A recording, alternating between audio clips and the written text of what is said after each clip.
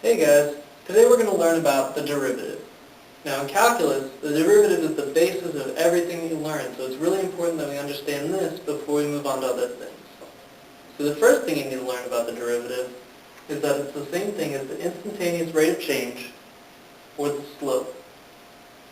And we're going to use this fact so that we can find the limit definition of a derivative.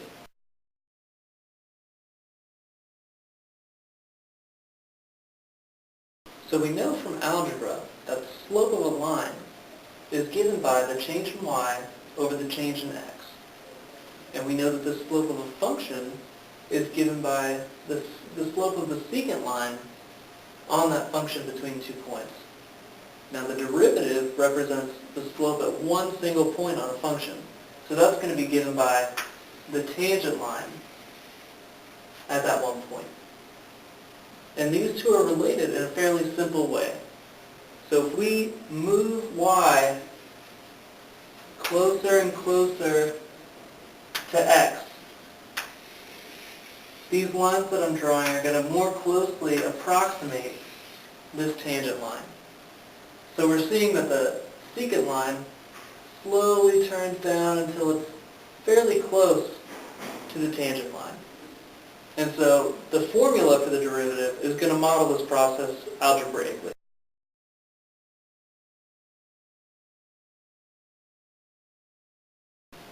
So we saw in the graphical representation of the derivative that as we move x and y closer together in the x-axis, the secant line more closely approximates the tangent line. And the tangent line is what we want to have the derivative. So we're changing the distance between y and x in the x-axis, which is the same as this value here. So let's just call that value h to make it a little easier.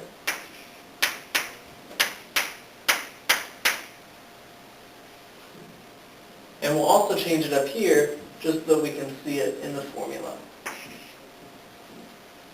So h represents the distance between y and x in the x-axis. So what we want to do is, since we got rid of the y down here, we also want to get rid of the y up here. So we're going to do that using this equation right here. Since h equals y minus x, all we have to do is add x over, and we get x plus h equals y. And so we'll plug this value in up here.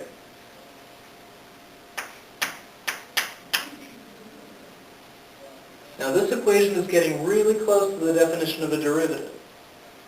We just need to look at the fact that when we looked at the graphical representation, we only moved x and y together a few times. And that secant line got closer and closer to the tangent line, but it never really got there. We're actually going to have to move x and y infinitely close together in order to obtain the best approximation of the tangent line.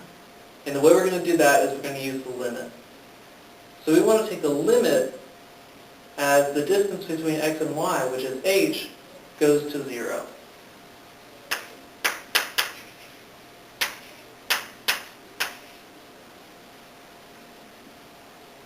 So this is actually the definition of a derivative.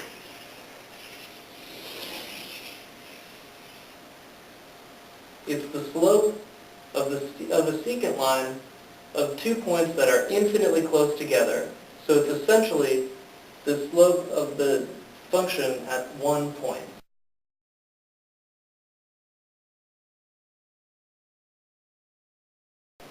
So now that we have the definition of a derivative, which is the limit as h approaches 0 of f of x plus h minus f of x over h, we can use it to find the derivative of different functions. So we're going to do an example real quick of the function x squared, and we want to find the derivative when x equals 2.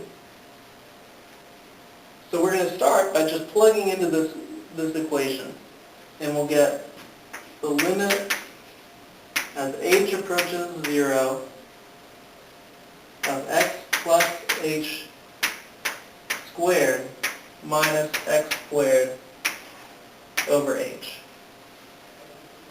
So what we want to do with this is simplify it as much as we can to try and get rid of this h on the bottom. Because right now, if we plug in h directly, we'll get a 0 on the bottom, and we know that that can't happen. So we're going to try and get rid of that by simplifying this top part.